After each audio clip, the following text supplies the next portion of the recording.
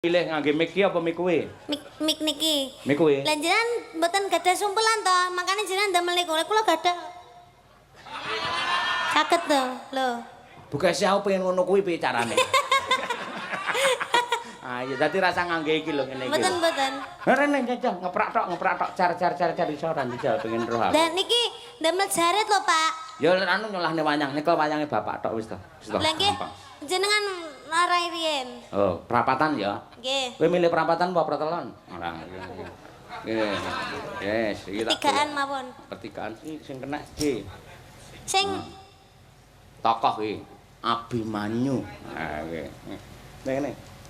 niki perang napa mboten? Loh, njaluk mau apa? Perapatan sik no. Perang iki penting perapatan sik pertama. Ya, iki jenenge plek iki sawang-sawangan. Nggih. Ya, sawang-sawangan. Nggih. Nyedak sik, Nggih. nyawang iso dhuwur, nyedak sik. Plek ngono kuwi.